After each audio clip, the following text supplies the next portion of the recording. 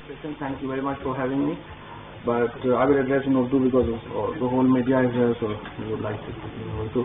So primarily जो आपने जो टॉपिक चुना है हाइब्रिड वॉरफेयर और पाकिस्तान का इसमें क्या तैयारी है, ये मेरा ये ख्याल है कि आज की दुनिया में अगर जो सबसे इम्पोर्टेंट डिस्कशन है वो यही है जिसके ऊपर आज आपने ये टॉपिक रखा है।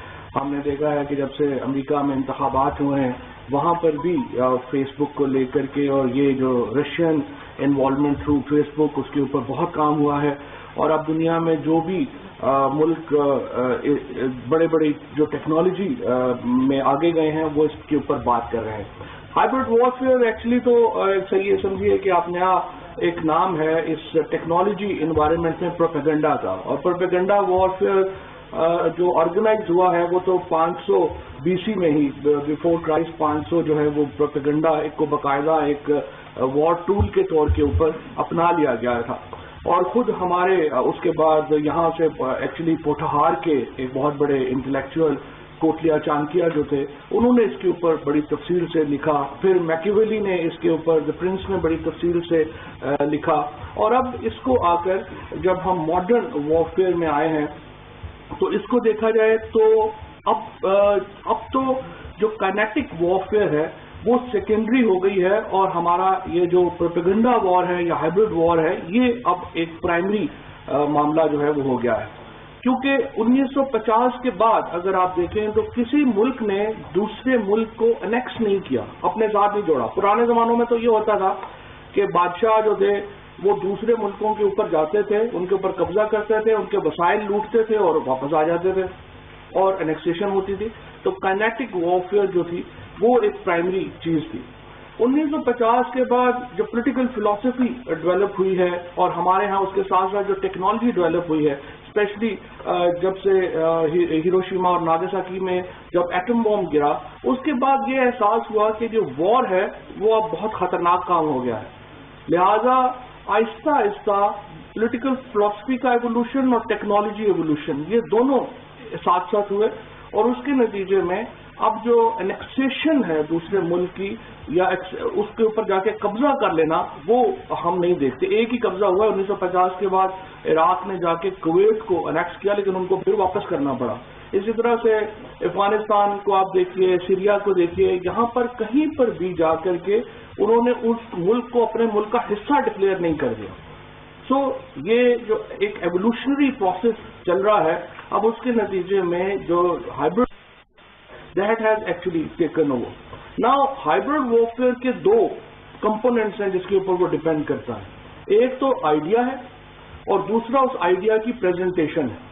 अगर आइडिया खुद स्ट्रांग नहीं होगा, आइडिया खुद जो है उसमें वजन नहीं होगा तो वो उसकी प्रेजेंटेशन अच्छी हो ही नहीं सकती। मिसाल के तौर के ऊपर आप अगर आप लें कुछ मामलों में एक बहुत बुरे आइडियाज को भी खैर प्रेजेंटेशन ने ओवरकम किया है। मसलन इसराइल की अगर आप मिसाल लें, इसराइल ने शायद जितना जुल्म इसराइल ने किया है मुसलमानों के ऊपर, फलस्तीन के मुसलमानों के ऊपर, उसकी कोई मिसाल नहीं मिलती है।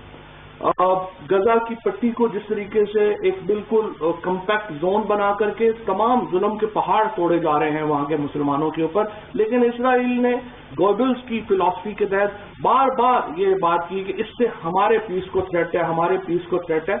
और उनका जो नैरेटिव है उसमें बदनीति भी जरूर होगी लेकिन वो बिका है दुनिया में।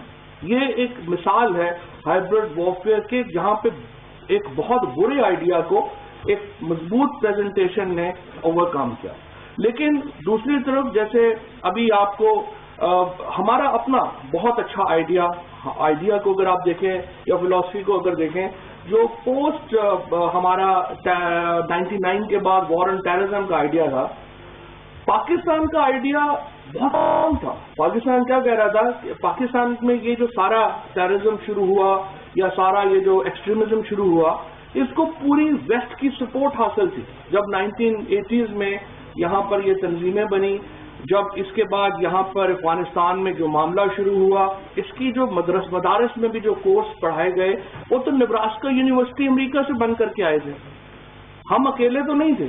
हमारा आइडिया, हमारा केस बहुत मजबूत था, लेकिन हमारी प्रेजेंटेशन इस कदर बुरी रही उस मामले की کہ ہندوستان نے نہ صرف ہمیں لنک کر دیا ٹیررزم کے ساتھ، ٹیررزم گروپس کے ساتھ، بلکہ کشمیر جیسی لیجٹمیٹ آزادی کی اسٹرگل کو بھی مسلم ایکسٹریمزم کے ساتھ جوڑ دیا. This is a classic example of Indian success اس میں اپنی پریزنٹیشن کی. ہمارے 19 سالوں میں جو ہم نے وار آن ٹیرر لڑی، ایک کتاب امریکہ میں ویسٹ میں نہیں چھپی جس نے ہمارا نیریٹو بیان کیا. اس کے بعد ہم نے 1971 میں بھی ایک بہت بڑی غلطی کی، وہی غلطی اب ہم نے پھر دہرائی. ہم نے انٹرنیشنل میڈیا کو، وہاں پہ ہم نے 1971 میں یہ کیا تھا کہ بالکل وار سے پہلے تمام انٹرنیشنل میڈیا کو بین کر دیا. ڈھاکہ سے ہم نے بنگلہ دیش سے باہر نکال دیا، ہمارا نیریٹو بھی وہاں پہ ختم ہو گیا اور ہندوستان کا نیریٹو جو ہے وہ پوری دنیا میں چلا گیا. اس پر بھی ہم نے بڑی محنت کر کے تمام انٹرنیشنل آرگنائزیشنز کو ہم نے باہر نکالا اور ہم نے ان سے اب امید ہماری یہ ہے کہ وہ دہلی میں بیٹھیں گے اور پاکستان کا نیریٹو بیان کریں گے. تو اس طرح کی جو ہماری پالیسیز رہیں ان سے ہمیں بہت نقصان ہوا. ہم نے آ کر کے پلوامہ وہ پہلا آئی وڈ سے ٹیسٹ تھا جہاں پر ہم نے انڈیا کا آؤٹ کلاس کیا، جہاں پر نہ صرف یہ کہ ہمارا آئیڈیا بہت تگڑا تھا، but let me take some credit کہ ہماری جو گورنمنٹ کا اور پھر ISPR کا ہمارا ایک کوآرڈینیٹڈ ایفرٹ تھی اور ہم نے اس میں جو انڈیا کو پہلی بار عالمی رائے عامہ میں تنہا ہونا پڑا پلوامہ کے کیس کے اوپر. ہمارا آئیڈیا اسٹرانگ تھا، پرائم منسٹر ہمارا امن کے لیے کھڑا تھا، پرائم منسٹر اور ہماری جو پاکستان تھا وہ پیس ایفرٹس کر رہے تھے. نریندر مودی ایک بہت کمزور آئیڈیا کو بیچنے کی کوشش کر رہے تھے. لیکن جس طرح سے اب آ کر کے آپ نے دیکھا کہ پوری دنیا میں ایشو یہ نہیں ہوتا کہ ہم کیا کہہ رہے ہیں، ایشو یہ ہوتا ہے کہ دنیا کیا کہہ رہی ہے. پوری دنیا میں اب یہ بات مانی جا رہی ہے کہ جو پلوامہ انسیڈنٹ تھا اس کو جان بوجھ کر ہوا دی گئی BJP کو الیکشن جتوانے کے لیے، اور مودی صاحب نے اپنے الیکشن کے لیے لاکھوں نہیں کروڑوں لوگوں کی زندگیوں کو داؤ پر لگایا. This is a great I would say an example of presentation of idea اور آئیڈیا کے اسٹرانگ ہونے کا ایک جو معاملہ ہے وہ ہے.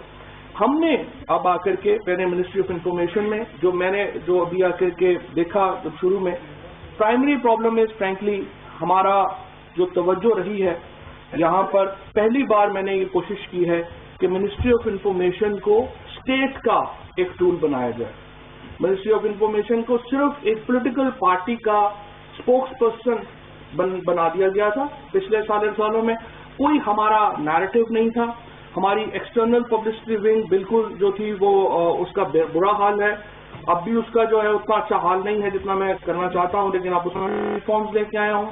ہم نے اپنا ٹیلی ویژن، آپ دیکھیے پوری اس وارفیئر میں ہمارا جو ہم نے یوز کیا وہ انٹرنیشنل میڈیا ہمارا یوز ہوا. But if we would have اپنا ہمارا چینل تگڑے ہوتے تو وہ بھی اس وار میں وہ بڑا رول جو ہے وہ ادا کر سکتے تھے.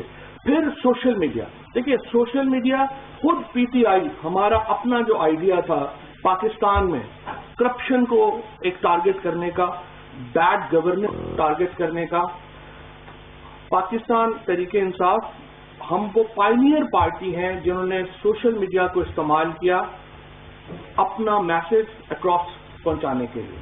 کوئی اور پارٹی اس وقت یہ نہیں سوچ رہی تھی. جب عمران خان نے and to be fair with president RF Alvi Sahib نے یہ سوچا کہ کس طرح سے آپ اپنا سوشل میڈیا کو یوز کریں گے اپنے میسج کو اکراس پہنچانے کے لیے، اور PTI نے جو اپنا میسج اکراس پہنچایا وہ بھی ایک اسٹرانگ آئیڈیا اور اسٹرانگ پریزنٹیشن کی ایک مثال ہے. سو الٹیمیٹلی ہم نے آگے بحیثیت ملک کے کدھر جانا. ایک تو میں پوری اس وقت میری جو ایفرٹ ہے، کوشش ہے کہ انٹرنیشنل جو میڈیا ہے وہ واپس اسلام آباد آئے. Islamabad is much more beautiful city than any other city in the سب کانٹیننٹ. آئی مین دہلی اور اسلام آباد کا کوئی مقابلہ نہیں ہے. میرا جو ہے وہ جو سارا یہ نہیں کہ میں صرف جو ہے اپنے شہر کے ہونے کی وجہ سے جو ہے وہ باعث ہوں اسلام آباد کی طرف. واقعی اسلام آباد جو ہے وہ بہت خوبصورت شہر ہے اور تمام جو انٹرنیشنل میڈیا ہے وہ دلی میں بیٹھا ہوا ہے. تو امپورٹنٹ ہے کہ ہم اپنے راستے کھولیں. اور ابھی جو 2-3 ہم نے اقدامات کیے اس میں آئی وڈ سے کہ بہت بڑے اقدامات ہم نے کیے. ہم نے ویزا رجیم اوپن کی، ہم نے کوشش کی کہ NOCs کی رجیم جو ہے وہ ختم کریں. ہم فارنرز کو یہاں پہ لا رہے ہیں, ہم جرنلسٹ کے لیے جو ہے وہ پاکستان کو اوپن کرنا چاہتے ہیں, اور ہم چاہتے ہیں کہ وہ آئیں اور دیکھیں کہ what a beautiful country we are, what a beautiful people we have, اور ان کو کس طریقے سے پیش جو ہے وہ کیا جاتا ہے. تو انشاءاللہ اگلے جو چند سال ہیں, پہلا اس میں میرا جو ایجنڈا ہے وہ یہ ہے کہ ہم نے انفارمیشن منسٹری کو اسٹیٹ کا ٹول بنانا ہے. نمبر 2 یہ ہے کہ ہم نے پاکستان کو, جو پرائم منسٹر کا ویژن ہے, اوپن کیا ہے ہم نے دنیا کے لیے. ہم پاکستان کو ایک سیکیورٹی اسٹیٹ کے بجائے ہم ایک اوپن اسٹیٹ کے طور کے اوپر دیکھنا چاہتے ہیں. اس کو ہمیں ٹرانسفارم ہونے کی ضرورت ہے, یہ ہم ٹرانسفارم کر رہے ہیں, اور اس کے لیے ہمیں ظاہر ہے انٹرنیشنل میڈیا کی ضرورت ہے, ہمیں انٹرنیشنل میڈیا آؤٹ لیٹس کی ضرورت ہے, ان کا پاکستان میں آنا ضروری ہے. ہم پورا فیسیلیٹیٹ کریں گے انٹرنیشنل میڈیا کو کہ وہ پاکستان آئے اور پاکستان کی صحیح تصویر جو ہے وہ دنیا کے سامنے رکھی جائے. تیسرا, ہمارے انٹرنل ریفارمز. ہمارے پچھلی گورنمنٹس میں بڑا انفارچونیٹ ہوا کہ جیسے میں نے کہا کہ چونکہ تمام اداروں کو پولیٹیکل ٹول کے طور پہ یوز کیا گیا تھا, یہی کام انفارمیشن منسٹری کے ساتھ کیا گیا. 64 لوگ ہمارے پاس کراچی میں PID میں ہیں, ان میں 1 ماسٹرز ہیں, 2 BA ہیں, باقی سارے میٹرکولیٹ اور انڈر FA ہیں. یہی حال پھر ناراض ہوتے ہیں ہمارے روز APP میں, جس میں بہت اچھے لوگ بھی ہیں, APP میں بڑے پڑھے لکھے لوگ بھی ہیں, بٹ بہت بڑی میجورٹی ایسی بھی ہے جو اپنی ای میل بھی نہیں دیکھ سکتی. سو آپ یہ, اور 85 کروڑ روپیہ ہم APP کے اوپر ہر سال خرچ کر رہے ہیں, ہم 13 ارب روپیہ PTV کے اوپر خرچ کر رہے ہیں, ہم 6 ارب روپیہ ریڈیو پاکستان کے اوپر خرچ کر رہے ہیں. یہ پیسہ پاکستان کے لوگوں کا پیسہ ہے, یہ پیسہ پاکستان کے مفاد میں, ریاست کے مفاد میں جانا چاہیے. جب تک ہم ان ریفارمز کو آگے نہیں بڑھائیں گے, جب تک ہم اس کو ماڈرنائز نہیں کریں گے, ہمارا جو ایک ہائبرڈ وارفیئر میں جو پاکستان کا آئیڈیا ہے وہ پیچھے رہے گا. ہم نے کامیابیاں حاصل کی ہیں, ہم نے کرتارپور کے اوپر کامیابی حاصل کی ہے, اس لیے کامیابی حاصل کی ہے کہ آئیڈیا بہت اسٹرانگ ہے. ہم اوپن کرنا چاہ رہے ہیں, ہم نے ریلیجس جو ہماری منورٹی ہے ان کا خیال کیا, اس کے بعد ہم نے پلوامہ کے اوپر جو ہے وہ آؤٹ کلاس کیا.